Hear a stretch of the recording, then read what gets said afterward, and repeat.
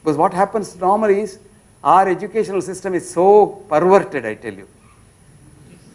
Alexis Carrel so beautifully wrote, every newborn child is a genius, only to be converted into an idiot in school.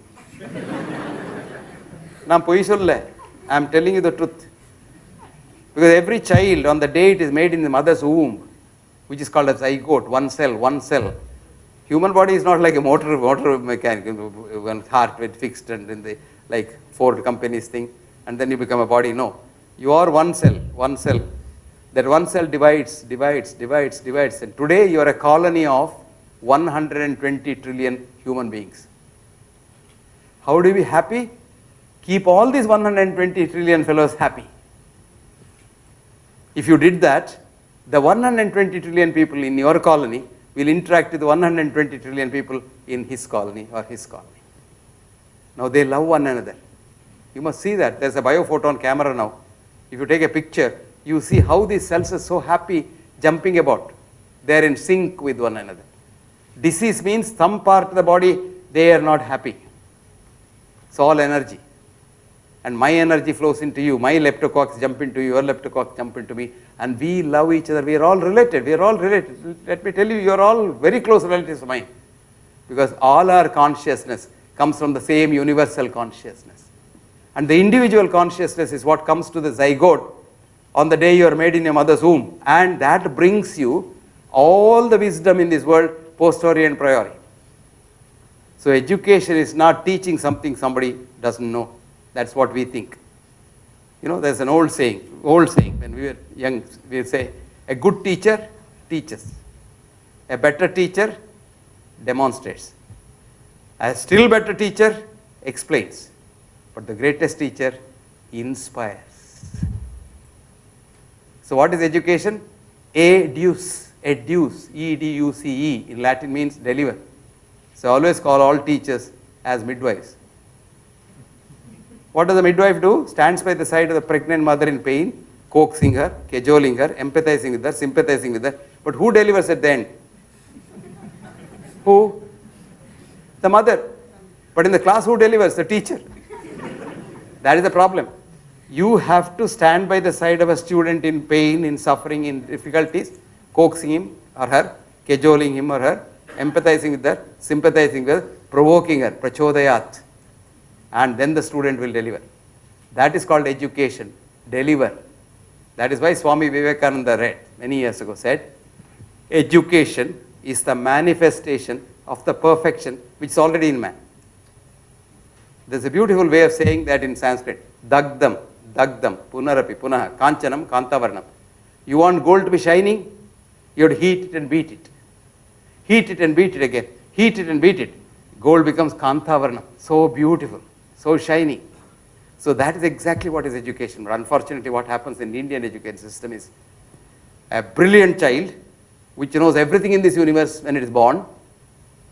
And you must see, I have written an article the other day. I was seeing some child in a bus, in the airport bus. Many of must have this experience. You get into the airport bus, then the bus waits for the VIP. VIP, very insignificant people, they come last. Oh, you didn't know that? Atterilia, it is simple law. These people come last, do you know why? They want to be important. Nan yaar. So they come last and everybody watches them. And anyway, this VIP was delaying it. And there I was, what this kid, little kid. So excited it was. Daddy, look at that. It was 4-year-old kid. Look at that big plane, Daddy. Are we going in that? There was a big plane parked next in the bay. Then the father was so feeling awkward. The whole bus is making so much noise and jumping about the place. Bus had some place. Then Daddy said, hey, keep quiet. And they had another kid to look after, and that was 2-year-old kid, so it had to be fed. So they were concentrating on that kid. This fellow will again jump. See, Daddy, that other big plane is moving. It's moving like a bus. Are we going in that? I don't want to go in that. I want to go in the plane which is flying. Just see the curiosity. Then little later, it's such an imprint on my brain. A little later, that little bombardier of the spice jet was coming out. Hey, that baby of the plane. I want to go in that baby, Daddy. I want to go in that baby. You see that? Now the child starts going to school, then child will stop doing all this. Then if you ask the child, no, I have to mug up, I have to homework, 2 plus 2 is 4. Is 2 plus 2 is 4? Eh? You do that. And the child is completely become an idiot after that. That is what Alexis Carrel so beautifully wrote. Alexis Carrel is not an idiot. Alexis Carrel is a Nobel laureate. He is a surgeon, and he is the one who taught all of surgeons how to stitch vessels. Because olden days we used to stitch vessels and it would collapse. He made a triangular mathematical model and a different kind of stitches so that the vessel remains over. This fellow gets a Nobel Prize. He wrote a book called Man the Unknown. But don't read that book. Because he's a Jew. You know, at the end, last 2 chapters are horrible. He says all mental patients are an economic drain on the society. So put them in gas chamber. Don't have mental hospitals. He was right in one way. Mind is not in the brain, but psychiatrists give chemicals to the brain. So these chemicals make the patient eventually Alzheimer's, demented. Because you can't reach the mind with the drug. And the professor of psychiatry in Washington University who wrote a book on this lost her job. Because she was against the industry. Finished. Her name is Elizabeth Grace Jackson. Please read their book. Dementia, a drug-induced crime on mankind by doctors. Thick book. Lost her job, but the book is getting her millions of dollars. She's going around the world selling that and lecturing. Oh, you want to write down? Dementia, a drug-induced crime on mankind. Grace Elizabeth Jackson. Get that book. It's about $16, not much. Anyway, coming back to stress and distress. Where is it all situated? Mind. Where do you manage your time? Mind. Where do you manage your health? Mind. All diseases, from common cold to cancer, originate in the mind and die in the mind. Where is the mind? In every cell of the human body, these 120 trillion cells. And every cell has a mind, and depending on which part of the mind you are worried about, that you get a disease there. Did you get that? So what you should do to be healthy is simple, very, very simple. 2 things.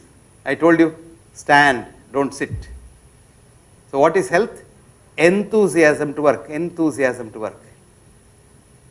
And what is health? Enthusiasm to be compassionate. Enthusiasm to be compassionate. Paropakarartha vidam sharinam. Have you heard that? It's not just a moral preaching of the Sanatana Dharma. It is science. Now evolutionary biology, I'm not talking of the Western dead biology, I'm talking evolutionary biology, has classified the human system as a closed system where everything happens inside. We are not the open system like the Western biology where for everything you need a doctor to, if you get a cold, somebody has to, it's like, all, you being engineers, you all know the systems thing. Open system is like a bucket, you want hot water, you put a heater in that. When you don't want it, take it out. That's open system. But closed system is a geyser, you switch it on, it is there. When you want hot water, it's not there because hot water becomes, there is a thermostat. So the human body has come here with the inbuilt thermostat, which is called your immune system. And this is the one that keeps you healthy or unhealthy, doctors notwithstanding. Did you get the point?